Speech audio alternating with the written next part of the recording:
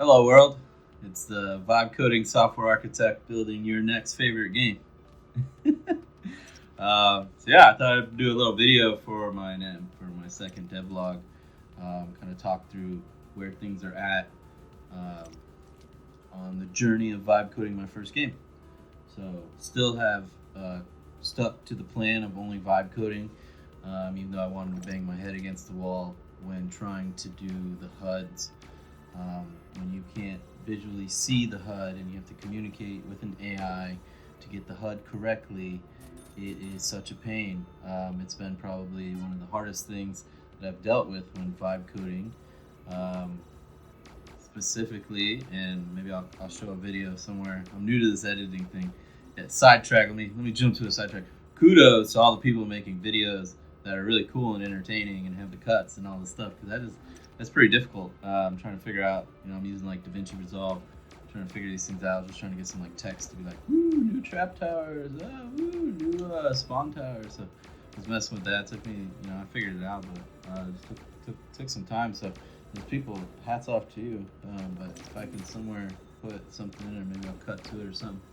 But I have my HUDs, right. So there's like the top left main game info HUD, and then I have the game state HUD, and then the one I've been dealing with the most is the building manager HUD. So that's when you click on a building, and at the top right it shows you its name, its description, its current level, its current stats, its current heat rate, or not heat rate. Well, its heat rate as one of its stats, but also its current heat, to see if it's overheating or not, and then also to upgrade and to sell it.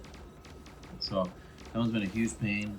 I've literally spent like almost 2 hours, maybe not that long. Yeah, I was doing other things while I was doing it, because usually when I am vibe coding, I usually have maybe 3 agents going on at the same time, into different parts of the code base. So I have like the stat tweaker, which is recently moved to React. Was just doing vanilla JS, but switched to going to React. Wanted a little bit more interactive, and just for long term, it makes more sense to go with React. But I'll have that's like one part of the code base, and then maybe I'll have another part of the code base, like the dev tools. Like I have the dev menu, and I recently just installed a performance HUD to show like the FPS and things like that. I can get to that later. But the building, so anyway, with this X button, spent like almost an hour trying to get it correct, and still have not got it correct. I even built out a cursor debug thing, and by cursor I mean like your moving cursor, so that it shows you what element or what node is the cursor is on top of, is touching. And what I mean by the HUD is the X button. It's not even in the correct spot. Like I'm very, very anal when it comes to things being lined up correctly on a thing. Everything's got to line up nicely. And to get this X, and for some reason into the top right of this HUD, it just doesn't want to go there. And then also getting it to hover, and your mouse cursor turning to a pointer finger, just does not want to do that. I finally did at least get the button itself to change when you hover, and for it to work when you click, but I still don't have the pointer finger, and it's still slightly off to the right. I thought I'd circle back around to it. I had spent so much time on it, but yeah. So when you're vibe coding and you're not using the editor whatsoever, HUDs are kind of a pain. But on the flip side of that, I was able to, other than the positioning, which kind of seems to be the biggest issue, was able to one-shot the styling of it. So I really wanted to go with this futuristic HUD type style, and I feel like it nailed it really well. Maybe not one shot. There's a few prompts to get it exactly how I wanted. What's different from the last devlog into this devlog is that I changed them from like kind of a greenish teal to more of like the synthwave cyan, and it looks way better. So that's happened. What else is new? I have new trap towers.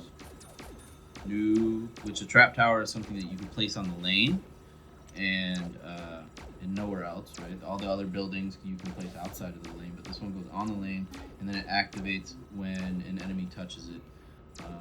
Obviously, can build it in so that it has a range and other things, so maybe it'll activate depending on what it does when the enemy becomes in range. But currently, I have this one called the Bit Bomb, and it blows up when the enemy touches it. Pretty standard. I think a gameplay mechanic for that really could be maybe either like preparing for a boss or like a real heavy wave, and or you could just drop some in the back in case you leak it all and you get those little stragglers and they have like low life. You can place some bit bombs in the back or whatever type of trap bomb in the back or trap towers in the back, and then they blow up or do whatever they do to kind of finish off some weak enemies. The next type of tower I got was that I've added since last week is the spawn tower. So what that does, you place that tower anywhere, and then periodically it'll spawn a unit for you at the end waypoint, which then runs to the start waypoint, which is the opposite of enemies. So again, similar to the trap towers, those could activate and maybe stop and shoot, or what I currently have it now is just a single ball that goes through, and when the enemy and it collides, it minuses each other's lives, and then whichever's still alive keeps moving forward. So this one has like 500 health. The basic enemy has 75 health. Obviously that stuff will change or may change, whatever. So when a fully health ball comes and hits the basic enemy, minuses 75 from this, but then this keeps moving until it has no life left, and then it blows up in this cool little animation, which is fully in the code. Some of the animations are fully in the code, and they look great. They look awesome. The hit animation, when an enemy gets hit, and when it kind of glitches out, and then when it dies, it glitches out. That was all done through the vibe coding through the AI. I thought it turned out really well. Some of the animations, not so great, but it's kind of like, you just keep plugging away at it, just like any game, I guess. Like vibe coding, in a sense, you could, a lot of what people think of vibe coding is like, or AI agentic coding is like these one-shot things that you see in these videos. And you're like, oh, I hit it with this prompt and it created this thing, which is cool. But like how I'm doing it is obviously more involved. I'm reprompting, using multiple agents, doing a bunch of stuff, not just a single thing. Like I want a very full-fledged, complex game, and I'm just trying to vibe code it. Even though I know how to code, and I could code this whole thing by hand. I've been coding for a very long time, like over 20 years. But it's the challenge of it. It's interesting. It's fun. It's cool to me. Something else I've changed since last week is I've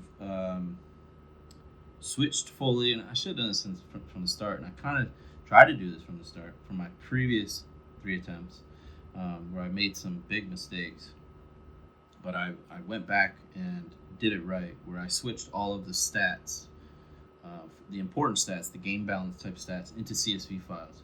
So what I have is the CSV files for like towers and enemies, like their health and stuff.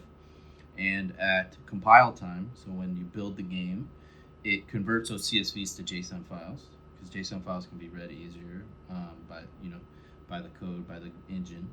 And then what I have it do also is that during runtime, so when the game loads, I have it grab the data from those JSON files, and then I cache it. So it only grabs it once. And I have it grab it per level. So whatever the level needs, whatever enemies information it needs, whatever lane information, waypoints, waves, resource node, things like that, it'll grab all that information and cache it before the level even starts. And then it works really well. Obviously, sounds kind of obvious, especially if you're someone who codes or builds and stuff. Like that's kind of an obvious flow.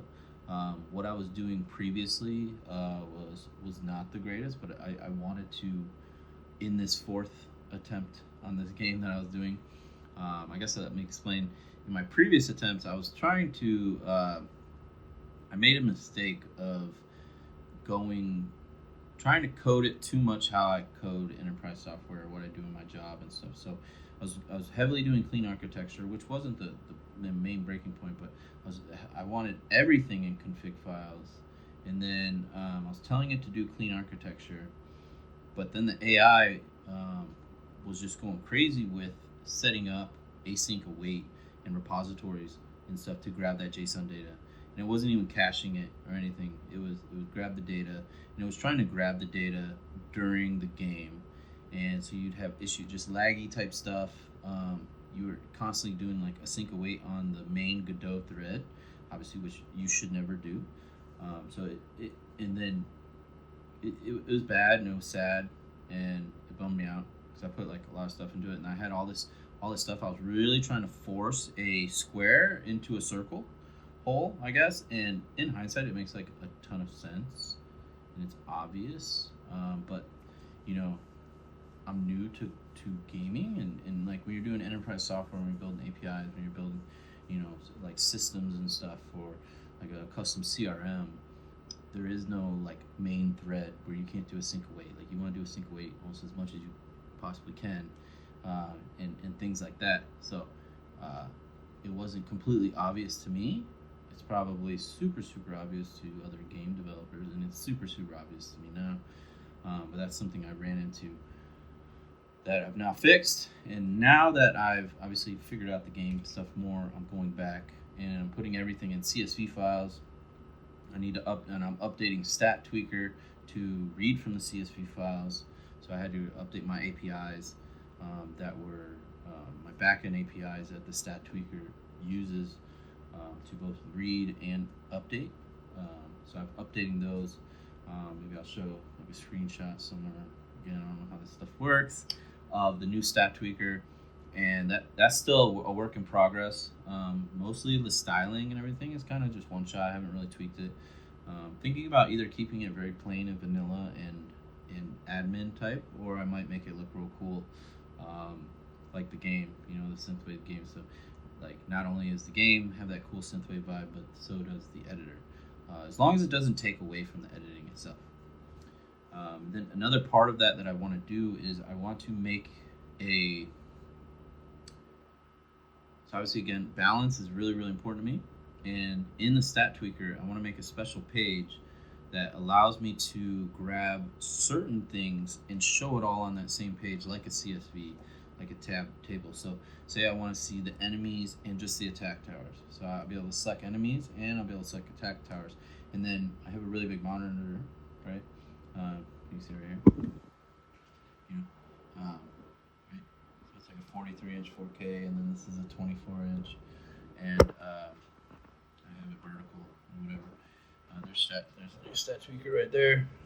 Sorry for this is moving around like crazy. But be able to have like see visually all of the different stats that matter and be able to tweak them. To really get it balanced, I'm going to spend a lot of time making sure it's balanced. So if I'm spending a lot of time making sure it's balanced, I need the best possible way to be able to edit the different stats and all of that. So I've kind of talked a lot here. Trying to keep my videos around, I don't know, 10 minutes. This video right here is already at 13 minutes. I wasn't really even planning to talk that much in the video. I want to show more of the gameplay. So maybe I will kind of split this up into stuff, or maybe I'll just send this as is. Maybe this will be my devlog update. Who knows? Thanks for checking things out. And yeah, I'm going to end it here. Thanks.